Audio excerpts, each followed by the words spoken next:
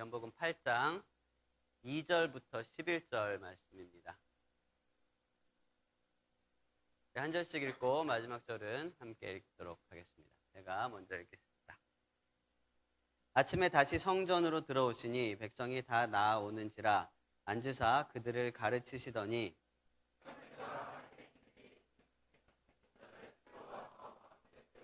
예수께 말하되 선생이여 이 여자가 간음하다가 현장에서 잡혔나이다.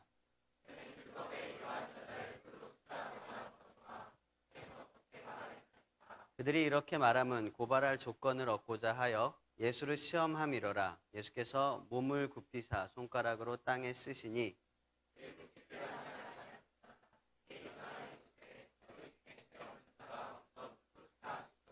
다시 몸을 굽혀 손가락으로 땅에 쓰시니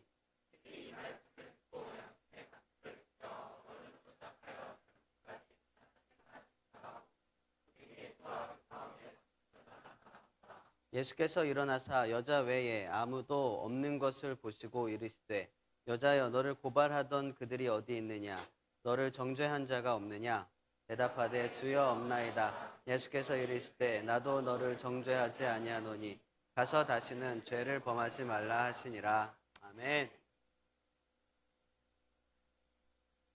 성경에는 굉장히 유명한 재판이 두 가지가 나오고 있습니다. 하나는 우리가 잘 알고 있는 솔로몬의 재판입니다. 한 아이를 둔 두 엄마들의 재판이죠. 심리를 이용하여 판결한 이 재판은 지금까지도 역사적으로 굉장히 솔로몬의 지혜로움을 나타내는 그런 대표적인 재판이 되었습니다. 또 하나의 재판은 오늘 본문에 나오고 있는 예수님의 재판입니다. 성전에서 예수님께서 말씀을 가르치고 계셨습니다. 어떤 말씀을 가르치셨는가 이거는 나오지는 않지만 요한복음 전후 맥락 모두를 합쳐서 보면 아마도 가장 많이 가르치셨던 말씀이 서로 사랑하라. 내가 너희를 사랑한 것 같이 너희도 서로 사랑하라. 이렇게 가르치셨거든요. 그러니까 아마도 예수님께서 성전에서 가르치실 때는 너희가 서로 사랑하라. 내가 너희를 사랑한 것 같이 서로 사랑하라 라고 가르치고 계셨을 것이라 생각할 수 있습니다. 이 가르침을 보여주시기 위해서 예수님께서 하셨어야 하는 행동이 있는데요. 뭐냐 하면 내가 너희를 어떻게 사랑하는지 보여주셨어야 돼요. 그래야지만 사람들이 보고 이렇게 사랑하라는 거구나. 이거를 이제 배울 수 있겠죠. 가장 큰 예수님의 사랑이 무엇이었습니까? 내가 네 친구를 위해서 목숨을 버리면 그것만한 사랑이 없다 말씀하셨어요. 즉 십자가, 예수 그리스도의 십자가 죽으심, 십자가 대속의 그 사랑이 가장 큰 사랑이고 내가 너희를 사랑한 것 같이 라고 하는 그 사랑이 바로 십자가의 사랑이죠. 그런데 아직 예수님께서 이 성전에서 가르치시고 계실 때는 아직 예수님은 십자가에 달리지 않으셨다는 거죠. 그렇기 때문에 많은 사람들은 예수님이 너희가 서로 사랑해라, 내가 너희를 사랑한 것 같이 너희도 서로 사랑해라 라고 계속해서 얘기하실 때에 과연 예수님이 우리를 어떻게 사랑하시는가 이거를 잘 몰랐습니다. 그래서 그걸 보기 원했고요. 또 그것을 시험하기를 원했습니다. 그래서 이들은 그러한 예수님을 시험하고자 이 간음한 여인을 예수님께로 데리고 온 거죠. 정말 어떻게 사랑하는지 보고 나도 그렇게 사랑해야겠다 이렇게 시험하는 게 아니라 네가 그렇게 사랑하라고 얘기를 하는데 어디 한번 네가 이 사람도 사랑할 수 있나 보자 이런 마음으로 시험하는 마음으로 이 여인을 예수님 앞으로 데리고 온 거죠.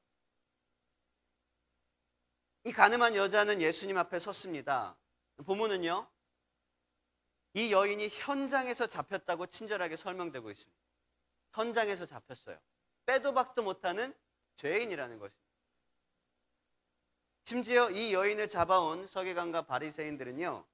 이러한 자는 돌로 쳐 죽이라고 모세의 율법에 기록되어 있습니다라고 그 율법도 친절하게 설명해 주고 있었습니다.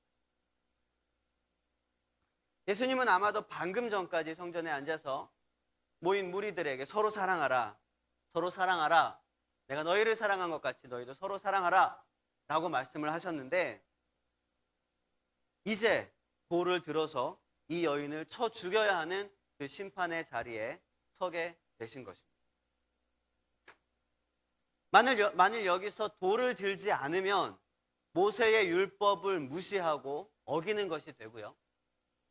여기서 돌을 들어 이 여인을 공격한다면 예수님께서 지금 방금 전에도 얘기하시고 계속해서 얘기하셨던 내가 너희를 사랑한 것 같이 너희 서로 사랑해라 라는 그 사랑의 메시지가 무색하게 되어버리는 순간이었습니다.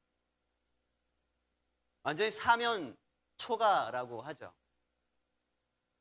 우리는 결론을 알고 보는 것이기 때문에 이 긴장감이 떨어지지만 결론을 모르는 상태로 이러한 문제 앞에 직면하게 되었다라고 하면 아마 굉장히 난감한 상황이라는 것을 우리는 상상할 수 있을 것입니다.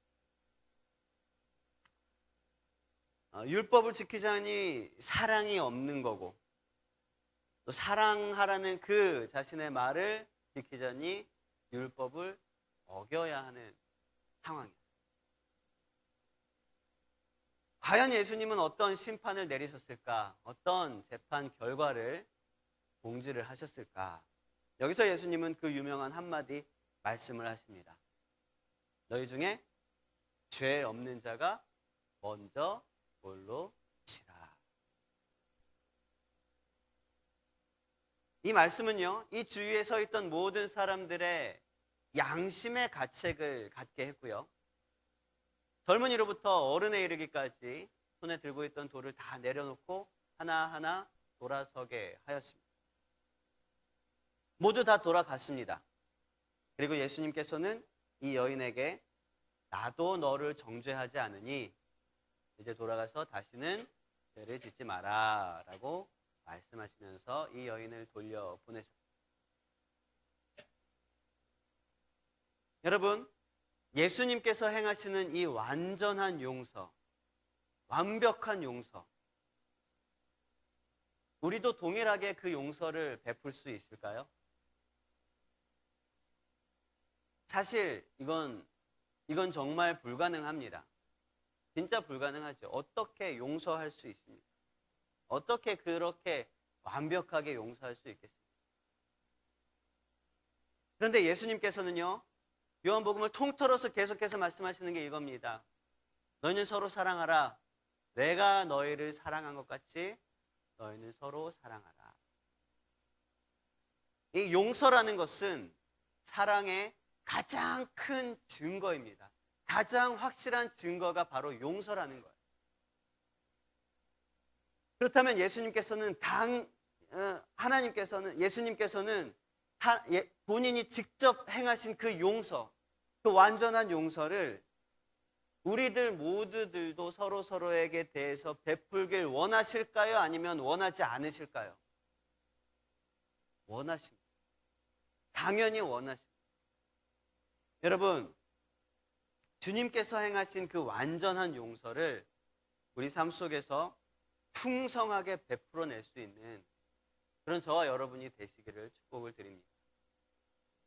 그러면 예수님께서 행하셨던 이 완전한 용서, 완벽한 용서, 전적인 용서, 이것을 위해서 우리는 몇 가지 사실을 알아야만 합니다.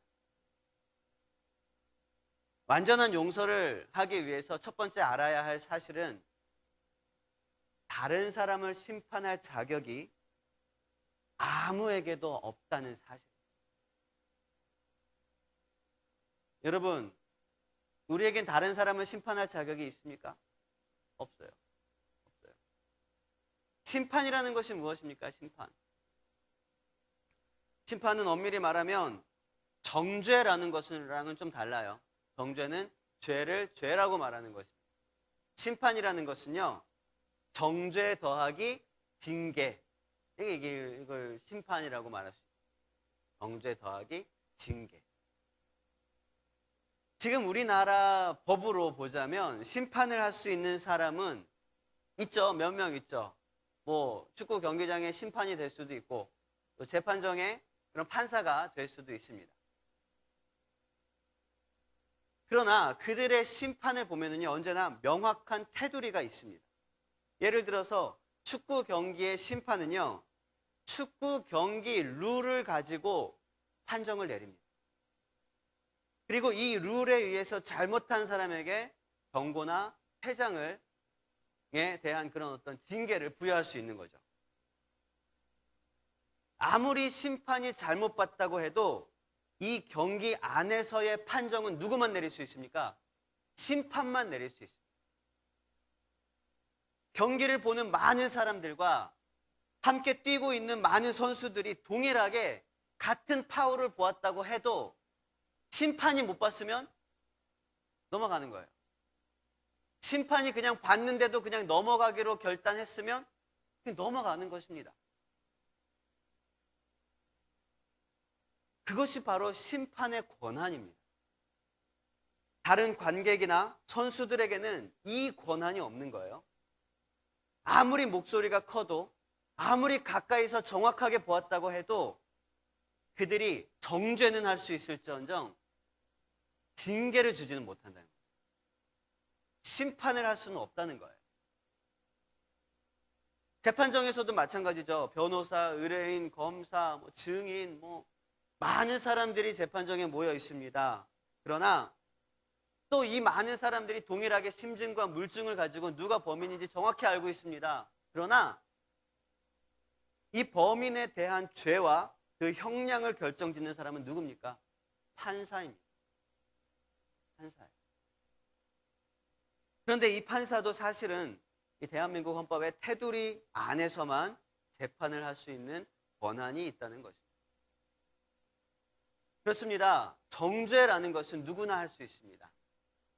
그러나 그 죄에 대한 징계를 선포하는 사람, 즉 심판하는 사람은 그 법에 의하여 세워진 권위자 외에는 없다는 것입니다. 우리 모두는 사실상 하나님의 통치를 받는 사람들이에요. 그리고 하나님께서는 아들이신 예수님께 그 권한을 주셨습니다. 심판의 권한을 주셨습니다. 그렇기 때문에 예수님 외에는 그 어느 누구도 심판을 할 수 있는 권한이 없다는 것입니다. 그러나 역사적으로 많은 사람들이 심판할 자격이 없음에도 불구하고 심판을 해왔습니다. 다른 사람을 정죄하고 그 사람에게 징계를 주었습니다. 심지어 하나님의 말씀이라는 테두리를 가지고 그들을 심판해 왔습니다. 예수님께서는 여기서 오늘 본문에서 심판권을 다시 회복시키신 것입니다. 예수님만이 가지고 있는 그 심판권을 다시 회복시키신 것입니다. 심판은 예수님만 하실 수 있다는 사실인 것입니다. 여러분, 이 여인이 서 있었고요. 그 여인의 주위에 돌을 들고 있는 사람들이 많이 서 있었습니다. 그리고 예수님의 한마디로 인해서 이 돌을 들고 있던 사람들이 돌을 내려놓았습니다. 자, 이 사람들이 여인을 향한 돌을 내려놓았다는 것이 이 여인을 용서한 것일까요? 여러분 한번 상상해 봅시다. 여러분이 이 무리 중에 한 명이었다고 합시다. 여러분 손에 돌을 들고 있었다고 합시다. 예수님이 한마디 하셨습니다. 여러분 마음속에 내가 저 여인을 나는 용서해야겠다라고 생각하며 돌을 내려놓은 겁니까? 아니에요. 엄밀히 말하면 그게 아닙니다. 오히려 내가 저 여인에게 돌 던질 자격이 없구나 이 생각을 하면서 돌을 내려놓은 거예요. 나나 이 여인이나 똑같은 죄인이구나. 이걸 알았던 거예요. 자, 그러니까 예수님께서는요, 심판의 대상을 바꾸신 것입니다. 사람들은 여인을 심판하고자 돌을 들고 있었지만 예수님의 말씀과 행동으로 인해서 그들의 심판의 대상이 바뀐 것입니다. 여인을 심판하려는 그 심판의 대상에서 자기 스스로를 심판하게 되었던 거예요. 그들은 여인을 용서한 게 아니라 자기 스스로를 심판한 것입니다. 심판대에다가 여인을 올려놨다가 그 여인을 내려놓고 자기 자신을 올려놔 보니까 내가 남을 심판할 그럴 자격이 없구나. 이거를 알게 된 겁니다. 나 자신을 심판해 보니까. 자, 예수님께서는요, 오늘 본문에 보면 참 궁금한 게 있어요.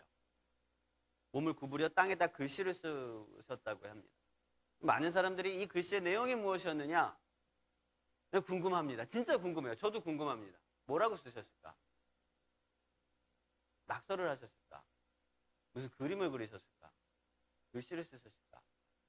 참 안 궁금해요? 근데 왜 안 궁금한 표정을 짓고 있어요? 굉장히 궁금해요.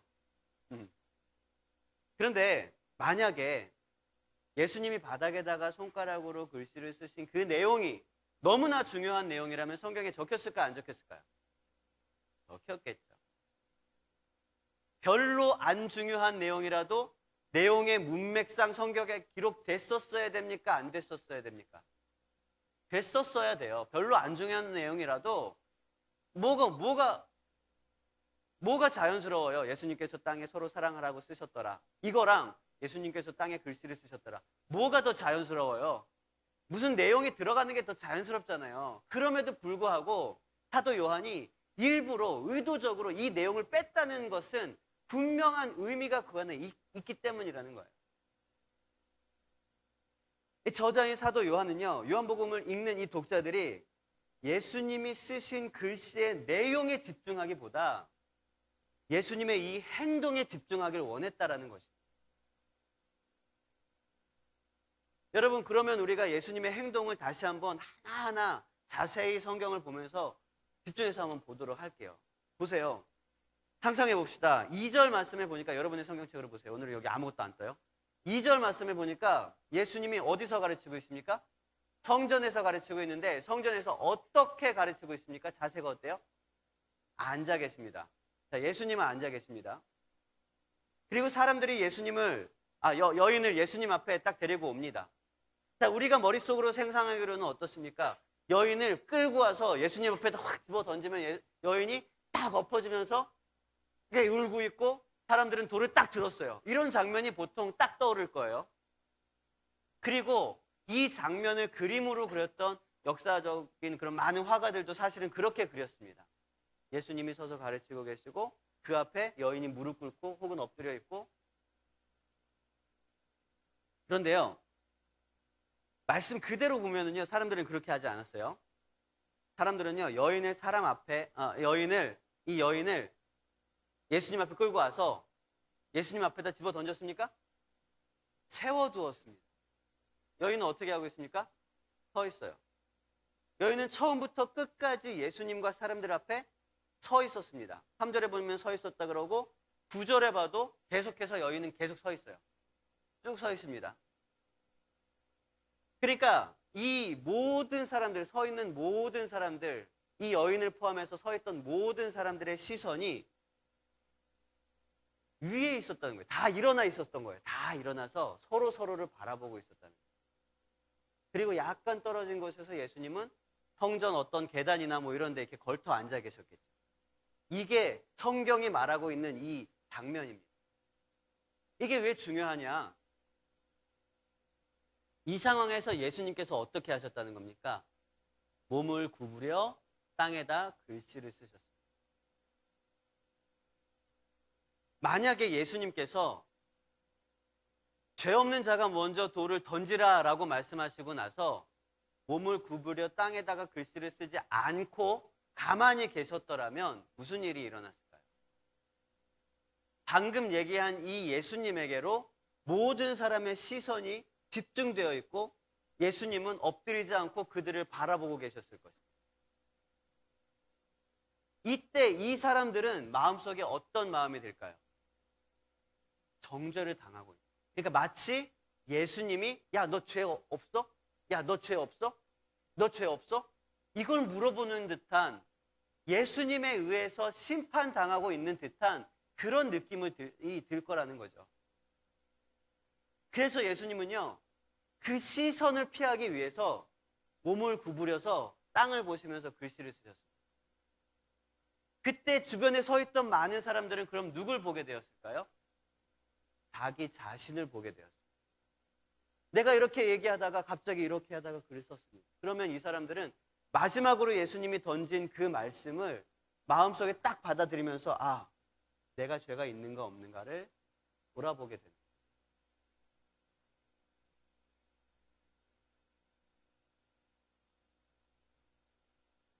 그리고 10절, 오늘 10절에 보니까 사람들 다 떠나고 나서야 그제서야 몸을 일으켜서 이렇게 둘러보시니까 아무도 없는 것을 보게 되셨어요. 그 전까지는 안 보고 계셨어요. 사람들이 누굴 보는지 어디를 가는지 안 보고 계셨어요. 나중에 돼서야 몸을 일으켜 바라보고는 이 여인 외에는 아무도 없는 걸 보아서 알게 되셨어요.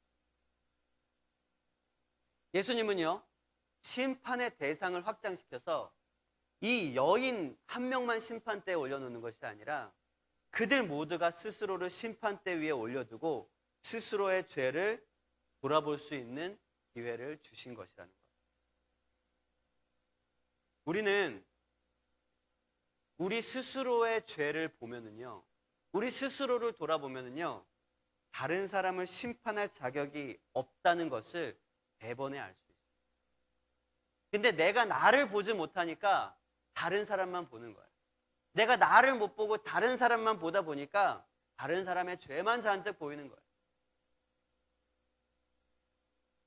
아직도 내가 다른 사람을 심판하고자 하거나 다른 사람을 정죄하고 있다면 그것은 여전히 내 죄를 바라보지 못하고 있다는 증거라고 할 수 있습니다. 이렇게 죄 많은 내가 어떻게 다른 사람을 심판할 수가 있겠습니까? 다른 모든 사람들을 나의 심판대에서 내려놓고 정죄하는 손가락을 거두며 손에 들고 있는 비난의 돌멩이를 다 내려놓게 되는 그런 저와 여러분이 되시길 바랍니다. 완전한 용서를 위해서 우리가 알아야 할 두 번째 사실이 있습니다. 이것은 그러나 예수님은 우리를 심판하실 수 있다. 첫 번째는 나는 아무도 다른 사람 심판할 수 없다라는 거라고 했어요. 자, 우리가 그 누구도 심판할 수 없다라는 것은 반대로 얘기하면 그 누구도 나를 심판할 수 없다입니다. 그죠? 그런데 단 한 분, 예수님은 나를 심판하실 수 있습니다. 예수님께서 이렇게 말씀하셨습니다. 너희 중에 죄 없는 자가 먼저 돌로 치라. 여러분, 거기 모인 사람들 중에서 먼저 돌로 칠 수 있는 사람이 있었겠습니까? 한 명도 없었을 것입니다. 그러나 딱 한 명 돌로 칠 수 있는 자격이 있으신 분이 있었는데요. 그게 누구냐면 예수님입니다. 죄가 없으셨거든요. 예수님이 죄가 없다는 것은 돌 던질 자격이 예수님께만 있었다는 것입니다. 심판의 권한은 예수님께만 있었다는 거예요. 그러면 예수님은 왜 심판하셨어야 할까요? 왜 심판하셨어야 할까요? 정말 사랑의 예수님이라면, 정말 사랑의 하나님이시라면 심판 자체가 없어야 되지 않을까요? 심판을 하기 위해서는 죄가 죄라는 것을 명시해야 돼요. 정죄해야 돼요. 쉽게 얘기하면 정죄해야 되고, 그 죄에 대한 대가를 선포해야 되고, 그 죄에 대한 대가를 치르게 강압적인 어떤 명령까지 내려야 하는 것이 심판입니다. 이런 악역을 예수님께 맡겼다는 거예요. 하나님께서. 심지어 그렇게 해놓고 마지막에 용서를 하실 거예요. 그럼 어차피 용서하실 거면 뭐하러 그렇게 정죄하고 죄 대가하고 막 이렇게 심판을 하느냐는 거죠. 근데 그 이유는요, 굉장히 아이러니하게도 예수님은 사랑의 예수님이시기 때문이라는 것입니다. 예수님은 사랑의 예수님이시기 때문이다. 아까 사랑의 가장 확실한 증거가 뭐라 그랬습니까? 용서라 그랬습니다. 사랑의 가장 확실한 증거는 용서입니다. 문제는 용서를 하기 위해서는 죄가 죄라고 드러나야 한다는 거죠. 죄가 죄라고 드러나지 않으면 용서할 수 없어요. 그러니까 심판이 없으면 용서를 못 한다는 겁니다. 죄를 죄라고 선포하지 않으면 그 죄에 대한 심판도 없겠지만 결국 그 죄에 대한 해결도 못하게 되는 거예요. 그렇게 되면 해결하지 못한 이 죄는 우리랑 계속해서 같이 있게 되고 결국은 우리의 생명을 빼앗아가고 영혼을 사단의 종으로 넘겨버리게 되는 그런 결과를 가지고 오게 되죠. 그렇기 때문에 죄라고 심판되어지지 않는다고 해도 이미 하나님을 떠난 것 자체로 그 영혼은 형벌을 면할 수 없게 되는 거죠. 그런 이유로 우리에게 심판은 반드시 있어야 하는 거죠. 그런데요, 우리에게 심판이 있습니까? 없습니까? 우리에게 심판이 있습니까? 없습니까? 있습니다. 사실은 있습니다. 그런데 없어요.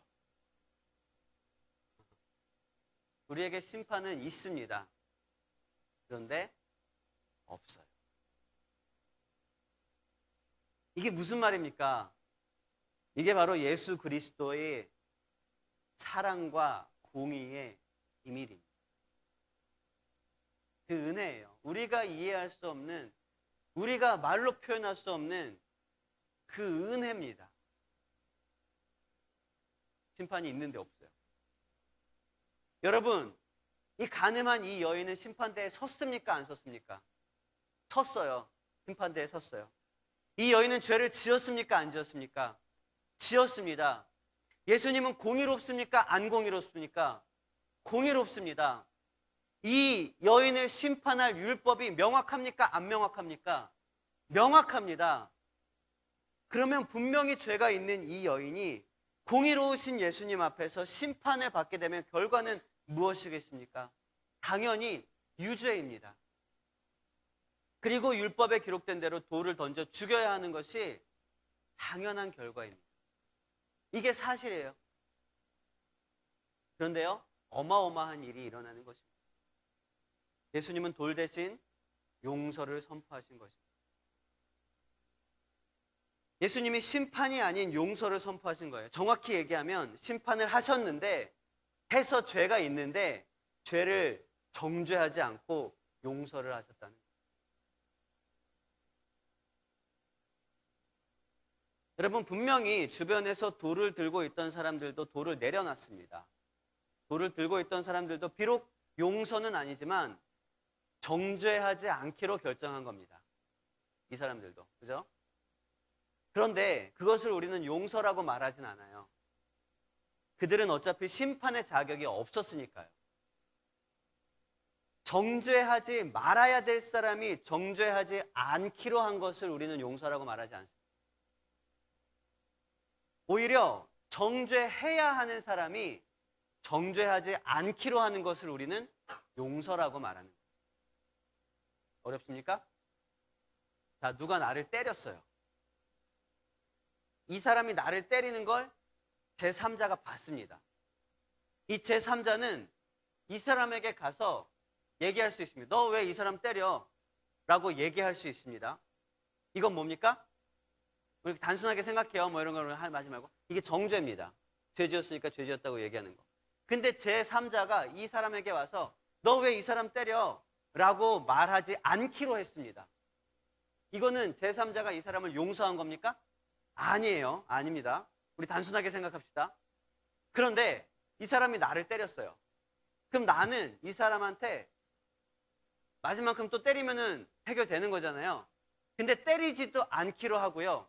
심지어 너 왜 나 때렸어? 라고 말하지도 않기로 했습니다. 그 사람이 어떤 힘에 눌려서가 아니라 그냥 내가 마음에 하나님의 사랑을 품고 그 사람에게 책임을 묻지 않기로 한 겁니다. 자, 여기서 내가 이 사람을 정죄하지 않는 것, 이것은 우리가 용서라고 할 수 있을까 없을까요? 이걸 용서라고 할 수 있는 거예요. 그러니까 정죄하지 말아야 할 사람이 정죄하지 않는 거를 우리는 용서라고 말하지 않는다는 거예요. 정죄해야 하는 사람, 할 수 있는 사람이 정죄하지 않는 것을 우리는 용서라고 말할 수 있어요.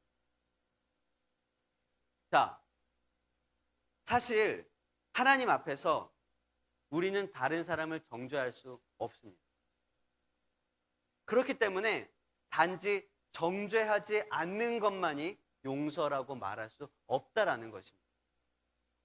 반면에 예수님께는 정죄할 만한 자격이 있었습니다. 심판할 만한 자격이 있었어요. 그러니까 이 모여있는 모든 사람들이 정죄하지 않는 것과 예수님이 정죄하지 않는 것은 둘 다 정죄하지 않았지만 예수님이 정죄하지 않았을 때 그것은 용서가 되는 거예요. 왜냐하면 예수님께는 정죄해야만 하는, 정죄할 수 있는 자격이 있으셨기 때문입니다. 이 가늠한 여인이 진짜 용서를 받은 시점이 언제냐, 이것을 제가 말씀드리고 싶어서 약간 어렵지만 이런 이야기들을 했습니다. 자, 이 가늠한 여인이 용서를 받은 시점이 언제일까요? 많은 사람들은 심지어 이 가늠한 여인이 용서받은 시점은 모든 사람들이 돌멩이를 내려놓았을 때다라고 말하기가 쉽습니다. 그런데 그렇지 않습니다. 그건 용서가 아니라고 했습니다. 이 가늠한 여인이 진짜 용서를 받은 시점은 언제냐면 11절에 나오는 대로 예수님께서 나도 너를 정죄하지 않겠다 라고 말씀하셨을 때, 이때가 바로 가늠한 여인이 용서받은 시점이라는 거예요. 여러분, 용서의 유일한 주체이신 예수님을 통해서 우리가 용서하고 또 용서받을 수 있는 그런 저와 여러분이 되시길 바랍니다. 마지막으로 완전한 용서를 위한 세 번째 조건이 있습니다. 세 번째 우리가 알아야 할 사실이 있는데요. 첫 번째는 뭐라 그랬습니까? 우리는 다른 사람을 심판할 자격이 없다. 두 번째는 그러나, 그렇죠, 예수님께서만 우리를 심판하실 수 있다. 자격이 있다. 세 번째는요, 우리가 용서받지 못함에 있는 것이 문제가 아니라 우리가 용서하지 못함에 있는 것이 문제라는 것입니다.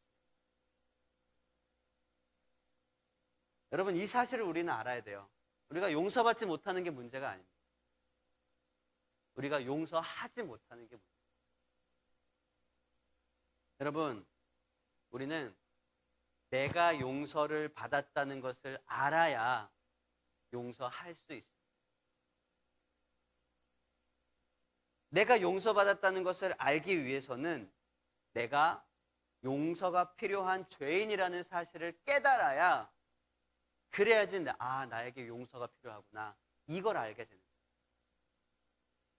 이게 깨달아지면 나는 다른 사람 심판할 자격이 나한테 없구나, 나도 용서받았는데 뭘.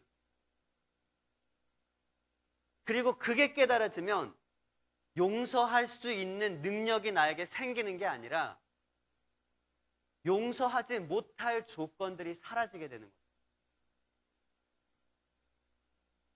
용서할 수 있는 능력이 내게 생겨서 갑자기 용서 못할 저 사람을 용서하게 되는 능력이 막 샘솟듯이 부어지는 게 아니라 내가 저 사람을 도저히 용서할 수 없었던 그 조건이 사라져 버린다는 거예요. 그런데 문제는 내가 용서받은 자라는 사실을 얼마나 확신하고 있느냐는 거예요. 많은 사람들은 자신이 용서받은 자라고 확신하지 못합니다. 왜냐하면 내가 용서받을 만한 큰 죄를 지었다고 인정하지 못하기 때문이에요. 내가 뭐 용서받으면, 내가 뭐 살인한 것도 아니고 내가 뭐 한 것도 아닌데. 여러분, 중세 유럽에서는요, 유럽 전체 인구의 3분의 1이 죽었던 적이 있습니다. 언제요? 흑사병. 흑사병이 돌았을 때 유럽 전체 인구의 3분의 1이 죽었습니다.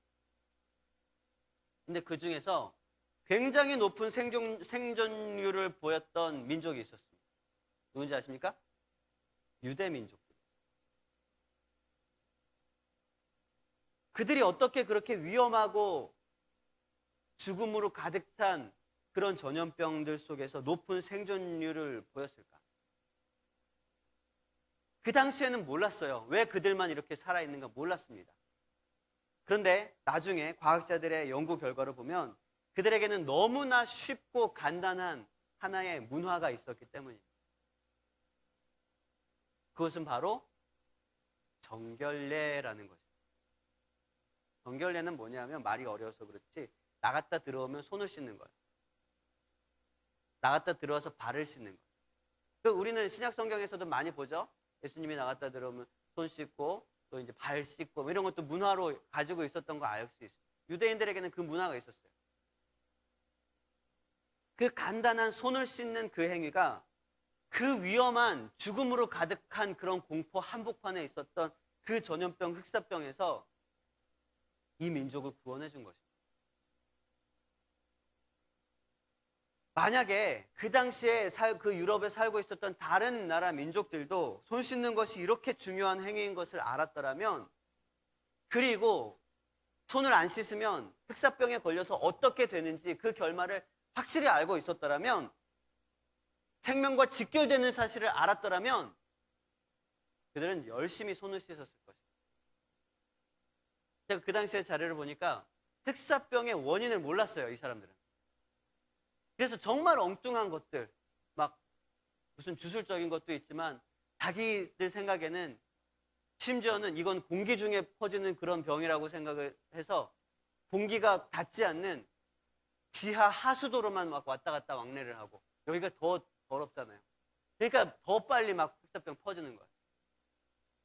나에게서 더러운 피를 빼내야 된다고 하면서 피를 빼내는데 이걸 막 빼내기 어려우니까 거머리를 갖다가 피를 빼내고, 이게 더 더럽잖아요, 이게.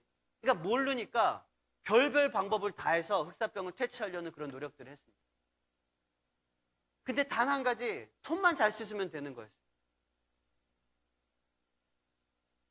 여러분, 죄를 대하는 자세는 이와 같아야 합니다. 아주 작은 죄라도 그 죄의 대가가 얼마나 참혹한지 안다면 우리는 하루에도 몇 번씩 주의 보혈 앞으로 나아가게 될 것입니다.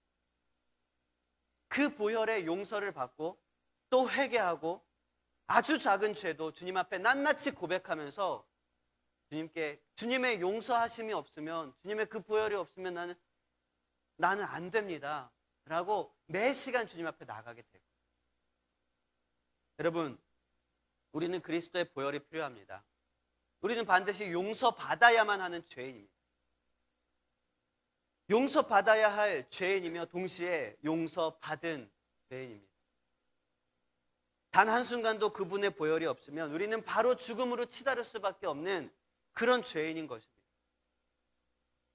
여러분, 이 여인이 섰던 그 자리가 바로 우리의 자리입니다. 또한 그 자리에서 손에 돌을 들고 있었던 그 사람들의 자리 역시 우리의 자리입니다.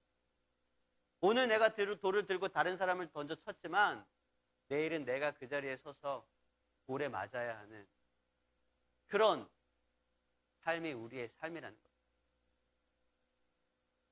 여러분, 우리가 용서받았다면 우리는 손에 들고 있는 돌덩이를 내려놓아야 합니다. 여러분, 우리가 사랑만 하면서 살기도 이 짧은 이 세상에 언제까지 분노하면서 언제까지 용서를 베풀지 못하고 하시겠습니까? 용서를 구하고 또 용서를 받고 또 용서를 베풀고 그렇게 살아가는 삶은 우리가 살아가야 하는 삶. 너희는 서로 사랑하라. 내가 너희를 사랑한 것 같이 너희는 서로 사랑하라. 이 삶의 목적과 결코 다른 삶이 아닙니다. 우리 삶 속에서 풍성한 용서와 사랑으로 하나님의 나라를 일구어가는 저와 여러분이 되시기를 주님의 이름으로 축원을 드립니다. 우리 함께 찬양하고 기도하겠습니다. 주님, 저는 부족하고 연약합니다. 제가 어떻게 용서할 수 있겠습니까? 제가 어떻게 내 능력으로 다른 사람을 용서할 수 있겠습니까? 어마어마한 사건들 안에서 나에게 어떤 피해를 끼친 그런 사람들을 용서할 수 있겠습니까? 완전하신 주님의 완전한 사랑과 용서가 내 삶을 가득 채우게 하여 주시옵소서. 주님만이 길이오니 그 길을 따라가게 하여 주옵소서. 이 시간 함께 찬양하도록 하겠습니다. 이 찬양이 저와 여러분의 고백이 되길